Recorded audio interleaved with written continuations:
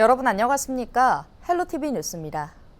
민선 8기 의정부시가 반환점을 돌았습니다. 그동안 의정부시는 기업 유치에 집중해 왔는데요. 기업하기 좋은 도시를 조성해 도시 경쟁력을 키우는 것이 민선 8기 의정부시의 핵심 목표입니다. 이재필 기자의 보도입니다. 김동근 의정부시장은 지난 2년간 기업 유치 활동에 집중해 왔습니다. LH 경기북부 지역 본부를 포함해 5개 기업과 유치 협약을 체결한 데 이어 걷고 싶은 도시국 신설 등 기업 유치 환경 조성을 위한 다양한 방안을 고민했습니다. 우선 기업을 유치하기 위한 전담 조직을 만들고 열심히 뛰었습니다. 그 결과 불과 2년 사이에 5개의 큰 규모 있는 기업들을 유치할 수 있었습니다. 기업도 하나의 생태계를 유지하는 그런 성격을 갖고 있기 때문에 앞으로 더 좋은 기업들이 많이 들어올 것이라고 생각합니다. 남은 임기 역시 김 시장의 핵심 어젠다는 기업 유치와 기업하기 좋은 도시 조성입니다. 지역 내 미군 기지를 활용해 바이오 클러스터와 디자인 클러스터를 조성하는 등 첨단 산업을 유치하는 데 집중합니다. 특히 GTX 등 기업 유치 필수 조건인 광역 교통망도 대거 확충해 지역 경쟁력을 높일 계획입니다. 서울의 경우에는 연구 중심의 시설이 될 가능성이 매우 높습니다. 그러면 연구가 되고 바로 생산으로 이어지는 그 시설은 우리 의정부가 상당 부분 강점을 가질 수 있다고 생각합니다. 이곳에 문화산업, 유통산업, 디자인 이런 부분들이 연계가 되는 경우에 큰 장점이 있을 것 같아서 김 시장은 지역 갈등 현안인 고산동 물류센터 백지화도 차질 없이 이끈다는 입장입니다. 최근 사업자들과 물류센터 사업을 변경하기로 합의했는데 이 약속이 원활히 지켜질 수 있도록 행정력을 발휘하겠다고 강조했습니다. 결국 주변에 있는 신세계 사이먼의 사업이라든지 혹은 미디어 아트 사업 등등 연계되는 사업들과의 연계성 속에서 다른 대체 사업들을 찾게 될 것입니다. 분명 어렵게 서로 합의를 이뤄낼 만큼 충분한 대안들을 찾아낼 수 있을 거라고 생각합니다. 민선 8기 의정부시가 반환점을 돌았습니다. 남은 임기 동안 지역의 변화를 이끌어낼 수 있을지 관심이 집중됩니다. 헬로티비 뉴스 이재필입니다. 양주 광정면 광석택지개발지구 사업이 20여 년째 지지부진한 가운데 주민들이 LH 경기 북부 지역 본부를 찾아 항의 시위를 벌였습니다. 이날 시위에는 광정면 주민 100여 명과 시도의원 등이 참석했는데요. 주민들은 광석지구 방치로 생존권과 재산권 등이 피해를 받고 있다며 사업의 정상 추진을 요구했습니다. 또 군사보호구역 등 군규제 폐지와 적절한 보상 마련에도 적극 나서줄 것을 촉구했습니다. 이날 주민들은 용산 대통령실 청사 앞과 양주시청도 잇따라 방문했으며 각 기관에 주민들의 요구사항을 전달했습니다.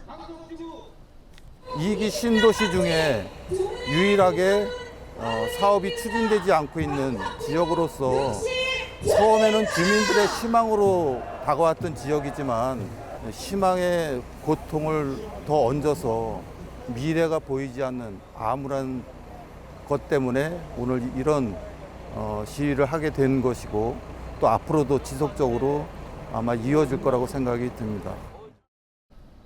24일 오후 5시쯤 포천시 영북면의 한 펜션에서 투숙객 3명이 숨진 채 발견됐습니다. 포천경찰서는 남성 2명과 여성 1명 등 3명이 객실 안에 숨져 있다는 펜션 주인의 신고를 접수했다고 밝혔는데요. 이들 객실에는 술병과 번개 탄 흔적이 있었던 것으로 알려졌습니다. 경찰은 숨진 3명의 관계 확인과 함께 주변인을 상대로 투숙 경위 등을 조사할 예정입니다. 양주시 보건소가 오는 29일부터 방사선 업무를 일시 중단합니다. 양주시는 디지털 방사선 촬영 장치와 의료 영상 저장, 전송 시스템 설치로 당분간 관련 업무를 진행할 수 없게 됐다고 밝혔는데요. 이번 장비 교체로 중단되는 방사선 업무는 건강진단 결과서와 건강진단서, 결핵검사, 골다공증 검사 등입니다. 양주시 보건소는 건강진단 결과서 등을 발급받아야 하는 경우 다음 달 16일까지 인근 보건소를 이용해 줄 것을 당부했습니다.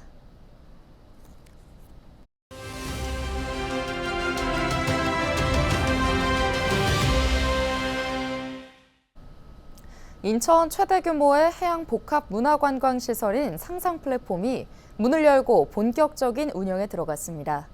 인천관광공사는 이번 개관을 통해 인천 지역의 관광 산업을 활성화하겠다는 계획인데요. 백현 인천관광공사 사장을 만나 자세한 이야기 들어봤습니다.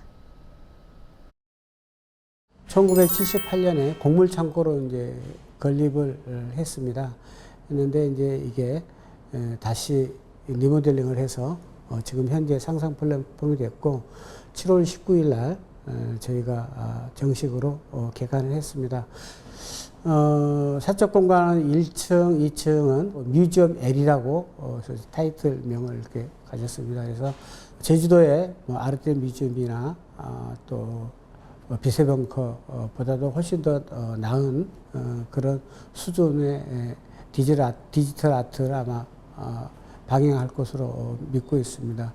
그 다음에 이제 3층, 4층은 우리나라에서 생산되는 맥주, 그러니까 수제 맥주, 그러니까 커피, 베이커리 이런 거 할 수 있고, 우리 그 인천시 교육청에서 AI 융합 교육센터를 만듭니다.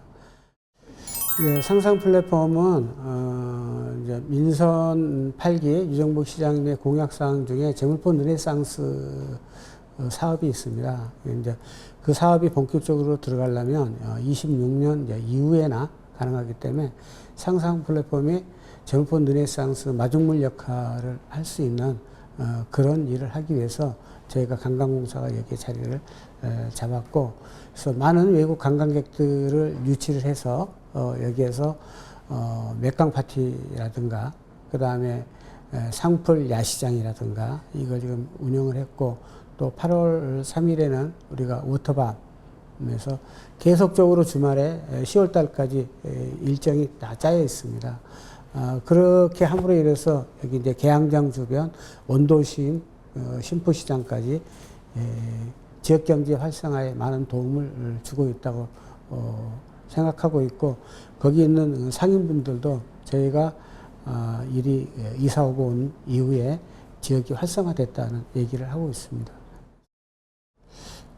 상풀 웨이브 사업이라든가 또 이제 지속적으로 이제 우리가 맥강 파티를 이제 하루만 했었는데, 이것도 맥강 주간으로 해서 뭐 한 3, 4일 이렇게 좀 하려고 그러고, 계속 그 EDM 그 페스티벌 같은 거 그걸 저희가 지금 유치를 하고 있고, 앞으로 여기에서 이제 많은 그 라이브 공연들이 유치를 해서 이 지역 주민들이 문화 활동을 좀 할 수 있도록 저희가 노력을 하고 있습니다. 그 중에서 이제 버스킹 같은 뭐 이런 것들, 그거는 이제 우리 상풀에서만 하는 게 아니라 또 계양장 주변에서도 저희가 할 계획이 있습니다. 그 다음에 이제 우리 그 동쪽으로 보면 이제 그 조금 여유 공간이 있는데, 우리 건물에다가 미디어 파사드 이런 걸 좀 설치해서 밤의 문화를 좀 즐길 수 있도록 여기 지역 주민들이 와서 좀 맥주도 마시고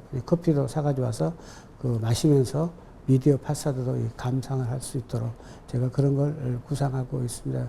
그런 것들이 이제 계획대로 다 된다면 이 지역이 지금보다는 훨씬 더 활성화가 될 것으로 보고 있고, 또 이제 관광객들이 와서 사진 촬영도 할 수 있는 포토존 이런 것도 지금 구상을 하고 있기 때문에 그게 완성이 되면은 이 지역에 좀 많은 사람들이 북적거릴 걸로 이렇게 보고 있습니다. 여러분들께서도 이 상상 플랫폼을 방문하셔서 뮤지엄 L 이것도 가족들과 좀 보시고, 그다음 3, 4층에서 베이커리 카페에서 식사도 하시고 하면 좋겠습니다. 앞으로 상상 플랫폼이 우리 시민들과 또 우리 시청자분들의 사랑을 받도록 저희가 열심히 노력하겠습니다. 고맙습니다.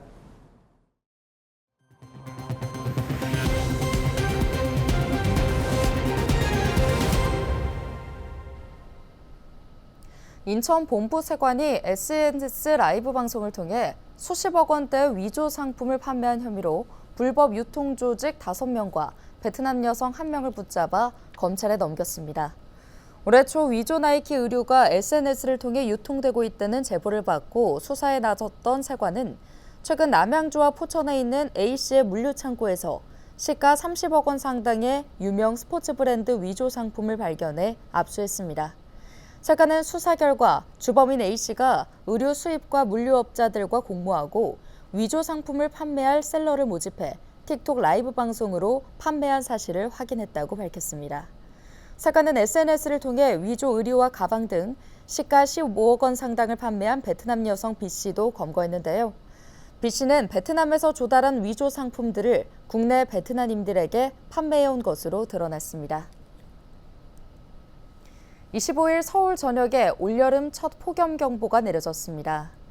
폭염경보는 하루 최고 체감온도가 35도를 넘은 상태가 이틀 이상 이어지거나 더위로 큰 피해가 예상될 때 내려지는데요. 서울시는 폭염위기 경보 수준을 주의에서 경계로, 폭염 대응 단계는 1단계에서 2단계로 격상하고 대응에 나섰습니다. 이날 부천과 김포를 비롯한 경기 서남부권과 동두천, 연천, 양주를 비롯한 경기 북부권 일부 지역에도 폭염경보가 내려졌습니다. 서울시가 노후 경유차 조기 폐차에 166억 원을 추가로 투입합니다. 서울시는 상반기에 210억 원을 투입해 노후 경유차 6,000대를 폐차했으며 하반기에는 166억 원을 투입해 4,000대를 추가 폐차할 예정인데요. 지원 신청은 오는 29일부터 다음 달 16일까지며 저소득층 가구 생계형 차량에 대해 우선 지원됩니다. 지원 규모는 4등급 차량 중 3.5톤 미만은 최대 800만 원, 3.5톤 이상 중 7,500cc 초과 시 최대 7,800만 원까지 지급되며 저소득층과 소상공인에게는 상한액 내에서 100만 원이 추가 지급됩니다. 글로벌 학생들이 모여 수학 실력을 겨루는 아시아 세계 수학 올림피아드가 오는 28일 인천대에서 열리는데요. 3천여 명의 방문단 가족들이 인천 명소와 관광지를 둘러볼 예정입니다. 홍콩의 AIMO 조직위원회가 주최하는 이번 대회는 각국 예선전을 통과한 초중등부 학생들이 수학 문제를 풀고 우수한 성적을 거둔 참가자를 선발하는데요. 아시아 22개국 학생과 학부모, 교사 등 3천여 명이 27일부터 8월 1일까지 인천에 머물 계획입니다. 인천시는 29일과 30일 이틀간 3천여 명의 방문단 가족들이 인천 상상 플랫폼과 개항장, 차이나타운과 신포시장 등 명소를 관광할 예정으로 원도심과 지역경제 활성화에 큰 도움이 될 것이라고 기대했습니다. 인천시가 집중호우 등 재해로 어려움을 겪는 중소기업과 소상공인들을 위해 재복구자금 지원책을 시행합니다. 재해기업이나 소상공인들은 관할 지자체에서 재해 확인증을 발급받아 인천신용보증재단을 통해 재해복구자금을 지원받을 수 있는데요. 최대 1억 원 이내에서 피해 금액만큼 연 2%의 고정금리로 대출을 신청할 수 있습니다. 대출 기간은 5년이며 1년 0.5%의 보증료를 부담하게 됩니다. 경기도는 내년도 주민참여예산 사업 선정을 위한 온라인 도민투표를 24일부터 다음 달 4일까지 진행합니다. 투표는 경기도 온라인 여론조사 누리집에서 누구나 참여할 수 있는데요. 도는 지난 4월까지 590여 건의 도민 제안 사업을 접수해 사업부서 검토와 수기 과정 등을 거쳐 74건을 도민투표 대상으로 상정했습니다. 도는 주민참여예산위원회 심사 점수와 온라인 도민투표 점수를 합해 예산 반영 우선순위를 결정하게 됩니다. 경기도는 올 여름 방학부터 방학 중 어린이 행복밥상 시행 지역을 기존 23개에서 30개 시군으로 확대한다고 밝혔습니다. 이 사업은 다함께 돌봄센터를 이용하는 아동에게 방학 중 중식 비용 절반을 지원하고 돌봄 공백을 해소하는 정책인데요. 이번 여름방학부터 부천, 의정부, 연천 등 7개 시군이 추가돼 30개 시군에서 전면 시행됩니다. 급식비 9,000원에서 도화 시군이 급식비의 50%를 보조 지원하고 이용 가정이 나머지 50%를 부담합니다. 급식은 돌봄센터 내 조리실을 활용하거나 외부 급식업체와 연계해 학부모들이 안심할 수 있도록 양질의 표준화된 급식을 정기적으로 제공할 계획입니다. 뉴스 마칩니다. 고맙습니다.